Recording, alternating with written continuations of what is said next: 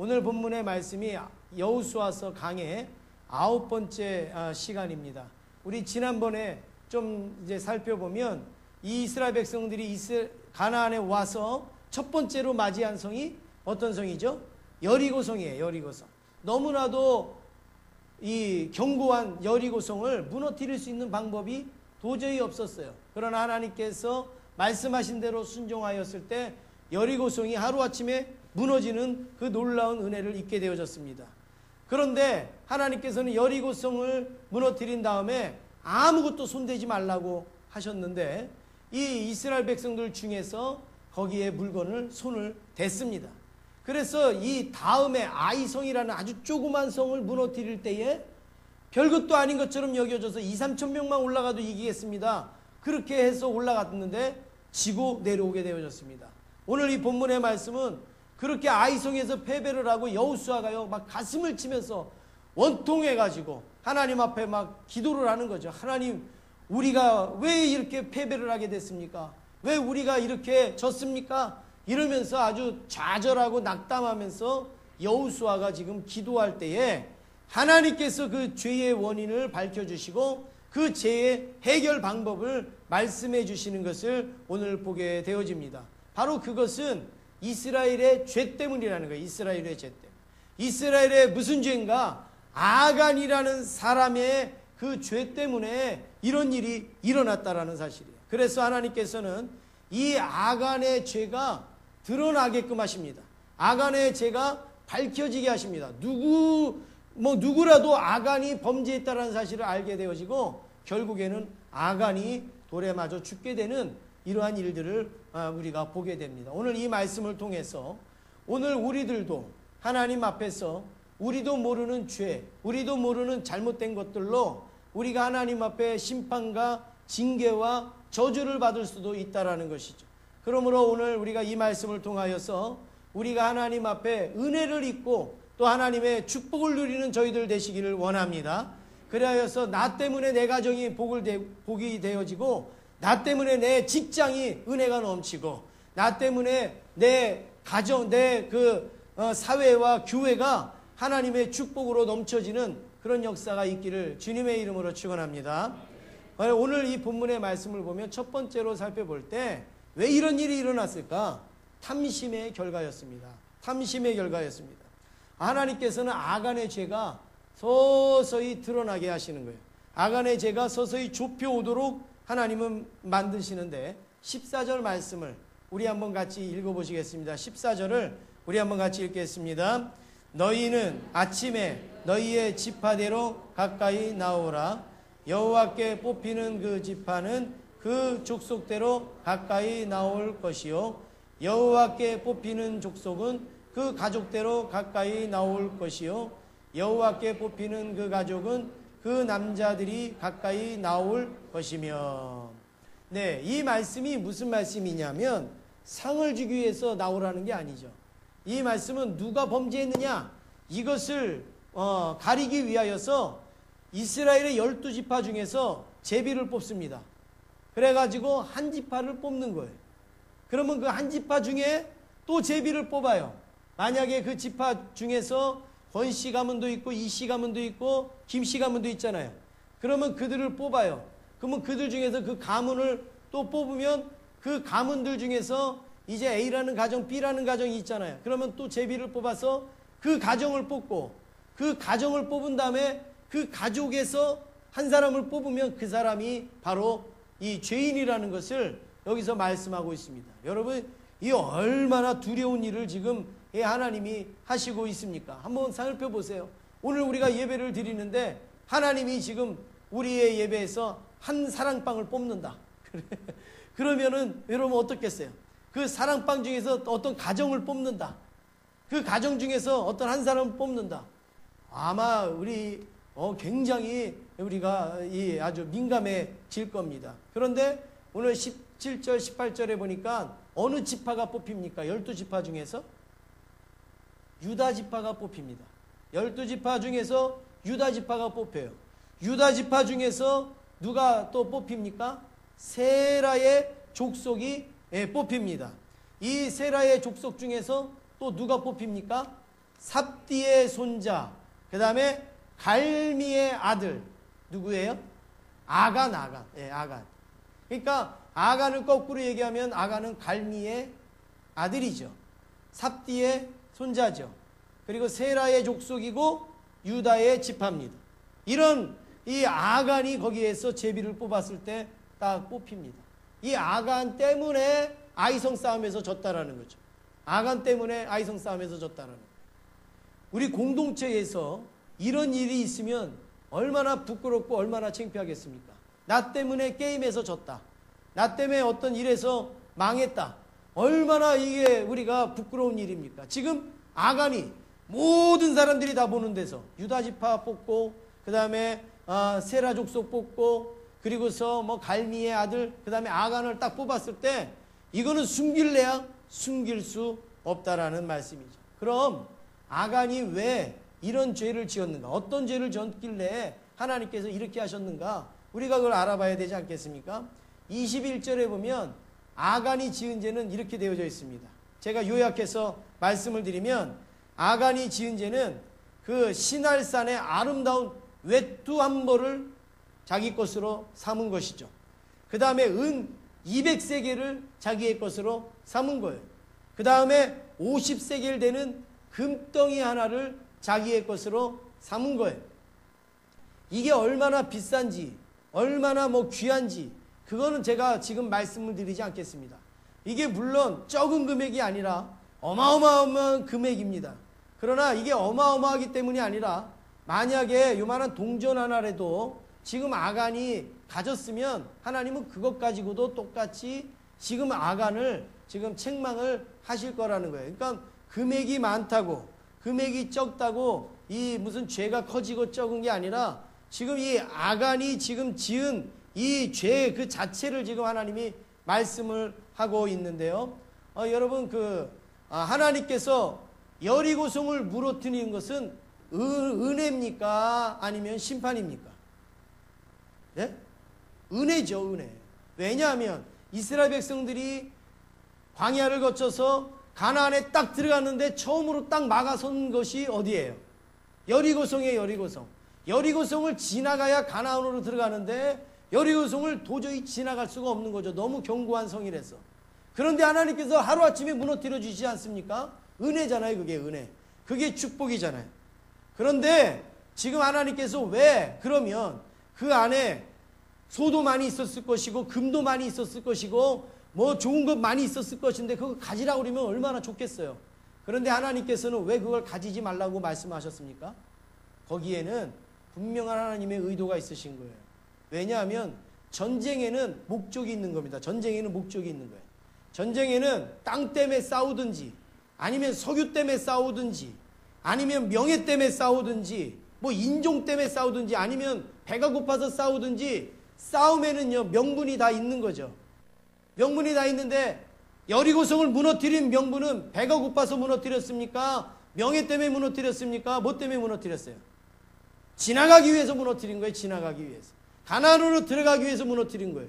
그러면 여리고성이 무너진 것으로 족한 것이죠. 그런데 만약에 거기에서 탈취물을 내가 얻는다든지 갖는다든지 하면 그 싸움은 무슨 싸움이 되는 거죠? 예, 뭔가를 얻어내기 위하여서, 뺏어내기 위하여서 싸운 것밖에는 되지 않는다는 거예요. 하나님께서 왜 아무것도 가지지 말라고 한 것은 바로 그런 전쟁의 목적을 잃어버리지 말라는 것도 있고, 또 하나는 이방신을 섬기던 것들을 너희들이 그걸 가져감으로 인하여서 그 신앙이 변질되지 않기를 하나님이 바라셨다라는 겁니다. 그래서 하나님께서 그렇게 막으셨는데 아간은 그 말씀을 들었음에도 불구하고 그것을 자기의 것으로 취하게 되어졌습니다. 그 순간 아간이 바로 하나님 앞에 죄를 범하게 되어진 거예요. 이거는 윤리적인 죄가 아니고 도덕적인 죄가 아니라는 거예요. 21절에 바로 그 해답이 나옵니다. 21절을 우리 한번 같이 읽으시겠습니다. 시작. 내가 노략한 물건 중에 시날산의 아름다운 외투 한 벌과 은 200세겔과 그 무게가 50세겔 되는 금덩이 하나를 보고 탐내어 가졌나이다. 보소서 이제 그 물건들을 내 장막 가운데 땅속에 감추었는데 은은 그 밑에 있나이다 하더라. 네, 여기에 보면 아간이 왜 이런 일을 했느냐, 여기에 아주 이 문제를 잘 지적하고 있습니다. 왜 이런 일을 했습니까? 그 중간에 보니까 보고 탐내어 가졌나이다 이렇게 말하고 있습니다. 보고 탐내어 가졌나이다. 그러니까 아간이 왜 이런 죄를 저질렀냐면 탐심 때문에 이런 죄를 저지른 거죠. 탐심 때문에. 보고 탐내어서 가졌나이다. 탐심 때문에 그렇게 되어졌습니다. 그러면 아간의 탐심을 세 가지로 조금 우리가 좀 구체적으로 나눠보면 어떻게 볼 수 있습니까? 첫 번째는 뭐예요? 본거예요. 본거. 네.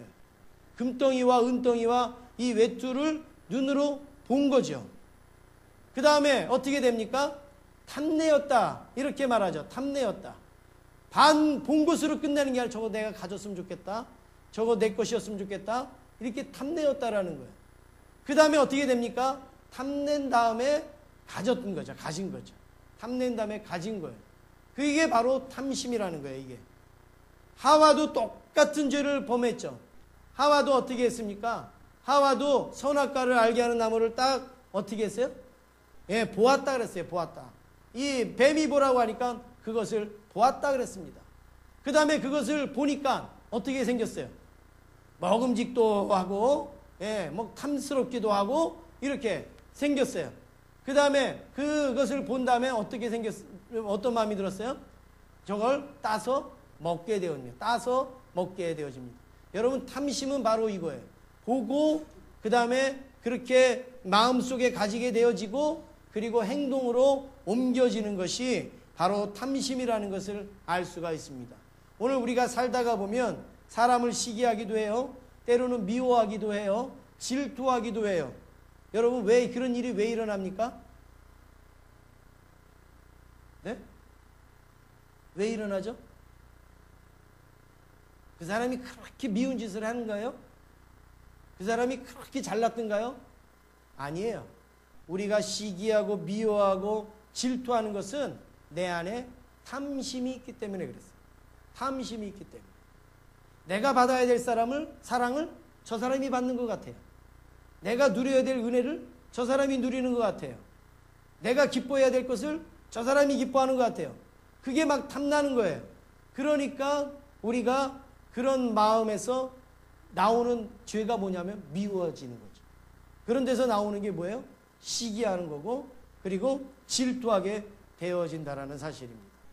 여러분들이 자녀를 키워보셔서 알겠지만 그렇게 예쁘고 말도 잘 듣는 아이가 어느 날 동생이 생기면 갑자기 폭군으로 변하죠. 그래가지고 가갖고 막 눈도 확 찌르고, 그렇죠? 막 어디 가서 막 핥히기도 하고 꼬집기도 하고. 예, 저는요 한 번도 저는 그런 적 없어요. 저는 막내로 태어났기 때문에 저는 한 번도 뭐 눈을 뭐 후비거나 뭐 저는 한 번도 그랬어요. 저를 후볐는지는 몰라요. 근데 저는 한 번도 그러지 않았어요. 하여튼 첫째로 태어나셨다든지 둘째로 태어나셨던 분은 혹시 그랬을지도 모르니까 한번 조용할 때 한번 회개를 하세요. 하나님 앞에. 하나님, 내가 어렸을 때 내 동생의 눈을 이렇게 했으면 용서해 주세요. 한번 그렇게 하세요. 아이들은 가르쳐주지 않아도 그렇게 이뻐하면서도 어느 순간에 가면은 그냥 그렇게 하잖아요.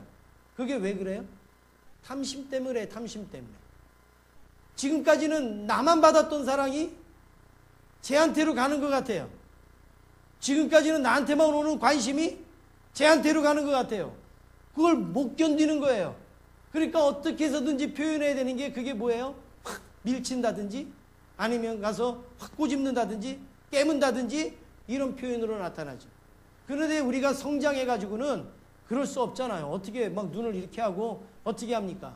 그러니까 우리는 나타나는 게 미움, 질투, 시기, 비판, 비난, 조롱 이런 것들로 그 탐심이 나타나게 되어진다라는 말씀입니다. 그래서 10계명 중에서 10번째 계명이 뭐예요? 너는 남의 것을 탐하지 말라. 남의 것을 탐하지 말라. 그러니까 남의 것을 탐하는 것조차 우리로 하여금 범죄케 만든다는 거죠.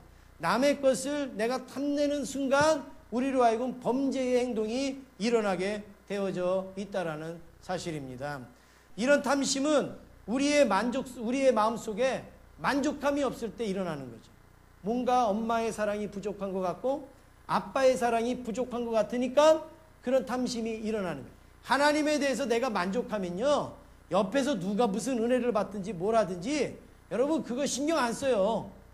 그런데 뭔가 내가 하나님의 은혜를 덜 받는 것 같고 내가 하나님으로부터 뭔가 충만하게 내가 받지 못한다고 여겨지니까, 불만족스럽게 여겨지니까 다른 것들이 그렇게 탐심으로 또 미움과 실기와 질투로 나타나고 있다는 것을 알 수가 있습니다. 우리 한번 자신을 잘 돌아보셔야 됩니다. 내 마음속에 미워하는 마음이 있는가, 시기하는 마음이 있는가. 물론 미운 짓을 해서 미울 수도 있어요. 물론 시기할 만해서 시기할 수도 있어요. 그런데 그렇다고 해서 내가 왜 시기하고 미워해야 되는가? 그것은 내 심령 속에 탐심이라는 게 있다는 거예요. 이거를 버리지 아니하면 우리의 삶 속에 악함과 같은 죄는 결코 떠날 수가 없는 겁니다. 먹는 것에 탐욕이 많은 사람은 밥 먹을 때 시기가 나오죠. 나는 하나 먹는데 저놈은 2개 먹네. 이게 벌써 거기서부터 하면서 째려보게 되는 거죠. 왜? 거기서부터 기분 나빠지게 되는 거죠. 속상하게 되어지는 거죠. 그렇게 되어지는 거예요. 뭐 물질도 마찬가지고 건강도 마찬가지입니다. 하나님이 내게 주신 은혜에 내가 만족해야지. 다른 것을 자꾸 내가 욕심을 내고 내가 탐내면, 그러면 우리가 하나님 앞에 늘 범죄할 수밖에 없습니다. 여러분, 작은 교회 목사님들이 실수하는 것 중에 하나가 무엇이냐면, 성도님들도 마찬가지예요. 저 교회는 큰 교회니까, 저 교회는 성도가 많으니까, 그런 생각은요 아무런 유익이 되지가 않는 거죠. 예. 저 교회는 큰 교회니까는 그렇게 해도 되고 우리 교회는 작으니까는 그렇게 하면 안 되고. 아니에요. 작은 교회는 작은 교회대로 하면 되는 거고 큰 교회는 큰 교회대로 하면 되는 거잖아요. 그런데 그 성도들은 뭐 큰 교회만 좋아하고 작은 교회는 오지도 않고 이렇게 할 게 아니라 또 그 주어진 환경에서 힘을 다해서 하면 된다라는 말입니다. 여러분, 우리에게 이 올해 한 해는 욕심을 좀 버리고 탐심을 버리는 그런 한 해가 되어지시길 원합니다. 제가 볼 때 우리 교회 성도님들은 욕심이 별로 없어요. 탐심이 별로 없어요. 그런데도 있어요. 안에는 있을 수 있어요. 우리 인간은 있을 수 있어요. 어린 꼬마들도 있는데 우리 같이 세상물을 많이 먹었는데 없겠습니까? 우리가 의도적으로 한번 여러분 바꿔보세요. 내게 탐심이 있는가? 내가 탐심이 있는 것으로 인하여서 지금 내 삶에서 이 어려운 일들이 생기지는 않는가? 이걸 좀 생각하시길 바랍니다. 어떤 사람이요, 이제 집에 페인트 칠을 하려고 집이 어수선해가지고 이제 페인트를 사가지고 옵니다. 페인트도 사고 그 다음에 신나도 사고 또 뭐죠? 붓도 사고 여러 가지 도구들을 막 사가지고 막 이고 지고 막 손에 끼고 막 왔어요. 그리고서 집에를 들어가는데 막 문을 막 여는 거예요. 이렇게 막 다리로 열고 막 한참 큰 신이 열어가지고 그 다음에 딱 들어가는데 문이 탁 닫히는 바람에 딱 맞아갖고 넘어졌어요. 집이 어떻게 됐을까요? 네? 상상을 좀 해보세요. 좀 상상을. 예. 집이 어떻게 됐을까요? 예, 막 페인트가 그냥 쏟아지고 막 해가지고 집이 엉망이 됐겠죠. 왜 그런 일이 일어났습니까? 페인트를 샀기 때문에 그런 일이 일어났어요? 왜 그런 일이 일어났을까요? 이거 내려놓고 문 열었으면 그런 일 없잖아요. 이거 내려놓고 문 열고 집어넣어도 되잖아요. 그런데 이걸 다 들고 문을 열려고 하니까 문도 못 열고 다 넘어져갖고 온통 집안에 페인트 칠이 되어진 거죠. 우리의 삶도 마찬가지죠. 때로는 내려놓을 때 내려놔야 돼요. 문을 열 때 문 열어야 돼요. 그런데 다 집어들고 그리고서 내가 그걸 하려고 하다가 보니까 온통 페인트가 쏟아지는 그런 일들이 우리에게 종종 일어난다는 사실. 하나님은 나에게 주실 축복은 나에게 주시고 저 사람에게 주실 축복은 저 사람에게 주시는 거죠. 저 사람의 것도 내 것이고 내 것도 내 것이고 다 내가 그것을 받아 누리려고 하면 여러분 우리의 신앙이 온전할 수가 없다라는 거예요. 그래서 15절 말씀에 이렇게 나옵니다. 15절을 우리 한번 같이 읽겠습니다. 시작. 온전히 바친 물건을 가진 자로 뽑힌 자를 불사르되 그와 그의 모든 소유를 그리하라. 이는 여호와의 언약을 어기고 이스라엘 가운데서 망령된 일을 행하였음이라 하셨다 하라. 아간은 당장에 금덩어리 가졌을 때 좋았어요. 당장에 외투 가졌을 때 좋았어요. 그런데 나중에 어떻게 됩니까? 불사르라 그랬어요. 불사르라.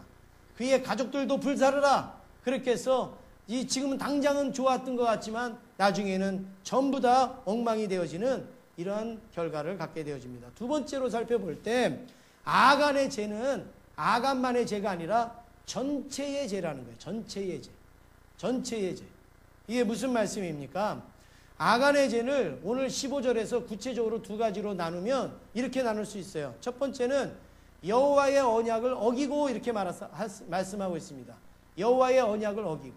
그러니까 아간이 그 외투를 가져오고 금덩어리를 가지고 온 것은 도덕적이고 윤리적인 죄가 아니에요. 남의 것을 훔친 뭐 그런 죄가 아니라 여호와와 언약을 어긴 거예요. 너희들 아무것도 손대지 말라. 하나님하고 언약했잖아요.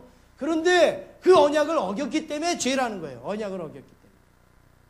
공부 안 하는 자녀가 있습니다.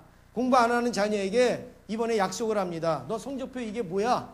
너 다음에 너 10등 못 올리면 너는 혼나고 10등 올리면 네가 좋아하는 거 내가 사줄게. 약속을 딱 했어요. 그랬는데 한 달 후에 시험을 보는데 이 아이가요 맨날 잠이나 자고 맨날 놀러 가고 맨날 TV나 보고 게임이나 하는 거예요. 시험 보기 전에. 부모님의 마음이 막 부글부글 끓는 거예요. 그런데 시험을 봤는데 10등이 아니라 더 떨어진 거예요. 그랬을 때 부모님이 그 아이를 야단을 치지 않습니까? 그 야단을 칠 때에 성적이 떨어져서 야단을 칩니까? 아니면 엄마하고 약속한 것을 안 지켰기 때문에 야단을 칩니까? 네? 성적 떨어졌기 때문에 야단치는 부모님은 이건 뭔가 문제가 대단히 이거는 아주 심리학적으로 문제가 아주 많으신 분이고 약속을 안 지켰기 때문에 너 공부하기로 약속했잖아. 공부하기로. 근데 공부를 했는데 성적이 안 올랐으면 그래도 이해가 되는 거예요. 그거는. 나 닮아서 머리가 나쁘니까. 그거는 이해가 되는 거예요. 그런데 약속을 했는데 공부도 안 하고 성적만 떨어졌어요. 그러면 이해를 못하는 거죠. 오늘 아간의 범죄가 바로 이겁니다. 아간의 범죄는 하나님과 약속을 했는데 그 약속을 어겼기 때문에 하나님께서 죄라 이렇게 말씀을 하신 거예요. 두 번째로는 왜 이 아간의 죄냐? 이것은 이스라엘 전체의 죄라는 거예요. 두 번째는 이스라엘 전체의 죄. 아간의 죄는 개인의 죄가 아니라 그 공동체의 죄입니다. 그 공동체의 죄. 왜 그런가 하면 하나님은 아간이 죄를 졌으면 누구만 뽑아내면 돼요. 아간만 뽑아내면 되잖아요. 근데 왜 이스라엘 백성들 전체를 왜 피를 말립니까? 12지파 중에서 유다 지파를 뽑아내고 뭐 그 중에서 또 누구 족속을 뽑아내고 왜 피를 말려요? 그거는 전체적인 죄라는 것을 하나님께서 말씀하시기 때문에 그렇다라는 거예요. 그리고 아간이 범죄했는데 왜 아간의 가족들까지 다 그렇게 하나님께서 심판을 하십니까? 이게 다 공동체적인 그러한 내용을 담고 있다라는 말씀입니다. 그게 어떻게 근거가 있냐면 21절 말씀을 한번 보세요. 21절 저 뒤쪽에 가보니까 이제 그 물건들을 내 장막 가운데 땅속에 감추었는데 은은 그 밑에 있나이다 이렇게 말씀하고 있습니다. 어디에다 감추었다고요? 어디요? 내 장막 가운데 땅속에 감추었다 그랬어요. 내 장막 가운데 땅속에. 이스라엘 백성들은 장막이라고 하면 그 공동체, 마을 공동체를 이야기하는 거예요. 그러니까 장막 가운데 땅속에 감췄다라고 하는 것은 우리 이스라엘 공동체 전체적인 책임이 그 안에 있다라는 것을 지금 여기서 말씀하고 있는 거죠. 그러니까 장막의 범죄는 이스라엘 공동체의 범죄예요. 장막의 축복은 이스라엘 전체의 축복이라는 것을 말씀할 수가 있습니다. 제가 쉽게 말씀드리겠습니다. 조금 이따 여러분 점심을 맛있게 드실 텐데 좀 뭐 죄송하지만 그냥 이해가 되도록 제가 말씀드리겠습니다. 제가 이렇게 마시는 여기 물이 있습니다. 이 물을 지금 제가 맛있게 마시는데요. 만약에 이 물에 염소똥만한 똥이 하나 여기 푹 빠졌어요. 염소똥만한 똥이. 그거는 아주 땅딱해가지고 풀어지지도 않고 그냥 하여튼 염소똥만한 게 하나 푹 빠졌어요. 그냥 얼른 싹 건졌어요. 제가 마실 수 있어요? 못 마셔요? 안 풀어졌어요? 안 풀어졌어? 얼른 건졌어요. 제가 이 물 마실 수 있습니까? 없습니까? 못 마시죠? 그겁니다.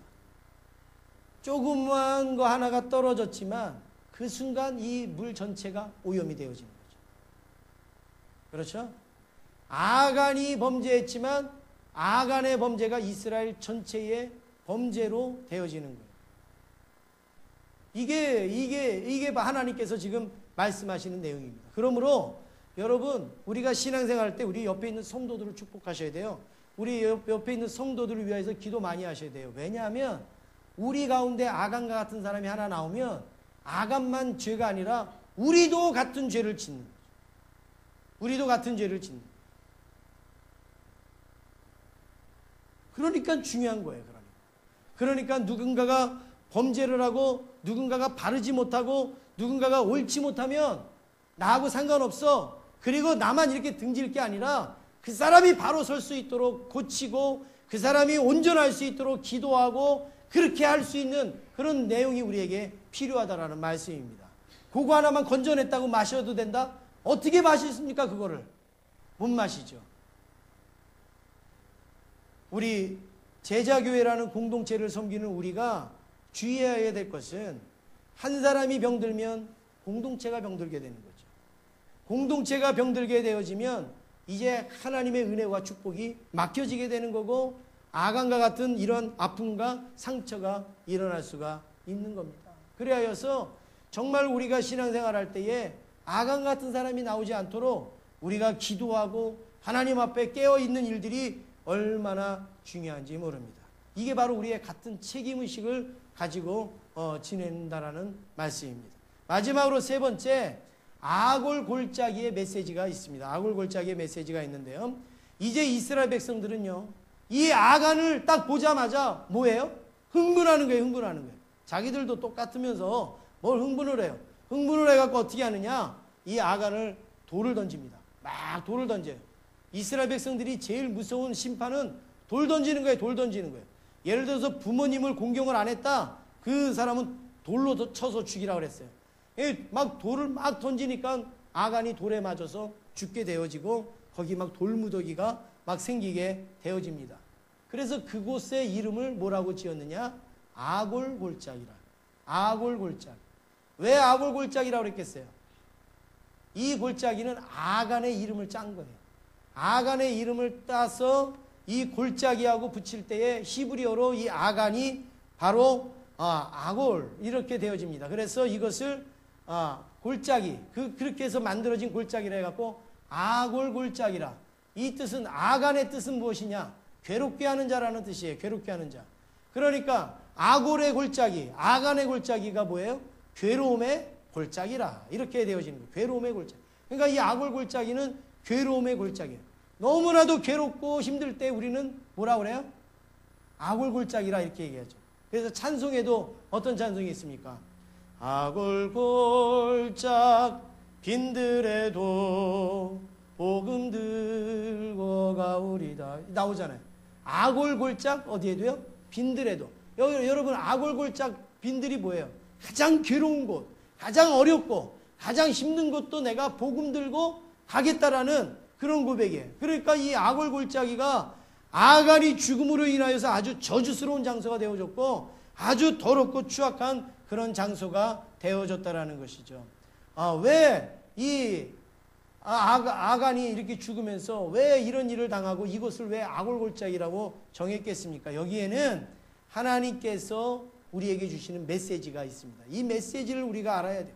아간이 죽은 게 뭐 그렇게 대단해요? 그게 아니라 하나님이 우리에게 주신 메시지를 우리가 알아야 되는데 호세아서 2장 15절에 보면 여러분 한번 같이 읽어보겠습니다. 이제 이거는 아간 한참 후대의 사람들이 쓴 이제 내용인데요. 여기에 보면 그 이유를 알 수 있습니다. 우리 같이 읽겠습니다. 시작.